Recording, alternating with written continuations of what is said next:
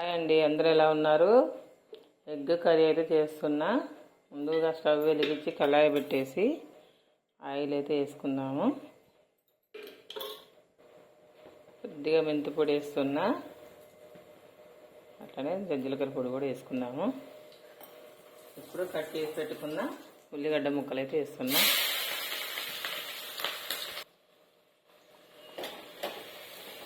ఇలా కలుపుకున్నాక వీటిని మంచిగా ఎర్రగా మగ్గనిద్దాము.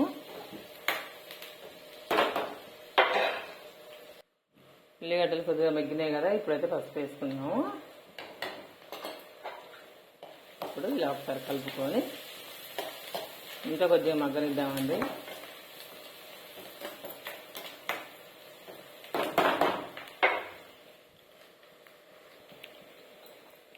కొద్దిగా సాల్ట్ వేసుకున్నాము.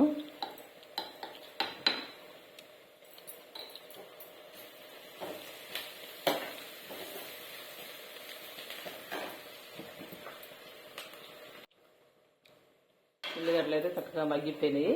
ఇప్పుడు మనం పట్టుకొని పోస్తున్నాం. ఇలా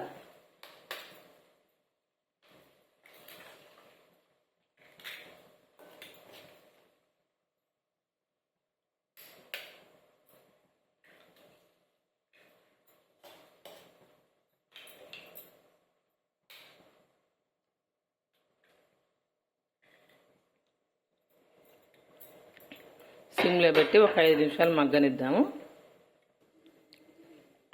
ఎగ్ అయితే ఆల్రెడీ ఉడికిపోయిందండి, మనం కొట్టుకొచ్చుకున్నాం కదా. ఇప్పుడైతే కారం వేస్తున్నా లైట్గా. దీన్ని ఒకసారి ఇలా కలుపుకుందాము.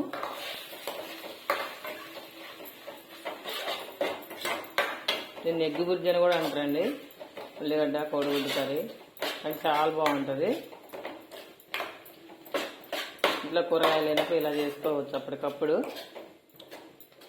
ఇంకొద్దిగా మగ్గనిద్దాము కొంచెము. లాస్ట్లో ధనియాల పౌడర్ అయితే వేసుకుందాం, కొంచెం స్మెల్ మంచిగా వస్తుంది. ఓకే అండి, అయిపోయింది. చూసారా ఎంత టైం పట్టలేదండి ఇది కూర.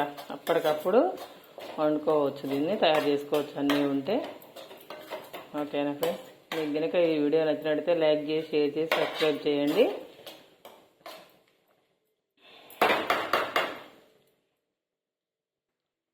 అయితే స్టవ్ ఆఫ్ చేసుకొని కర్రీ పక్కకు పెట్టుకుందాము.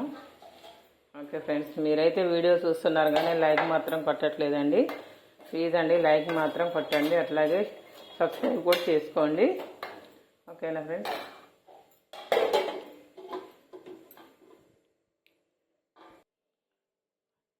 స్వీట్ కార్న్ అయితే ఉడకబెట్టి ఇలా వలుసుకున్నానండి. ఇప్పుడైతే సీజన్ కదా, ఇప్పుడు వర్షాకాలం బాగా వస్తాయి. కేజీ 50 రూపీస్ అంటున్నారండి. కానీ వీటిని ఏం చేసా అంటే నేను ఉడకబెట్టానండి. ఉడకబెట్టి దాంట్లోకి ఇలా వలుసుకొని కొంచెం మిరియాల పౌడర్, ఉప్పు చల్లుకొని తింటే చాలా బాగుంటాయండి. స్పైసీగా ఇలా మిరియాల పౌడర్ చల్లుకుందాము. అట్లనే కొద్దిగా సాల్ట్ కూడా. మనకు బయట అమ్ముతారు బండ్ల మీద ఇలానే అండి.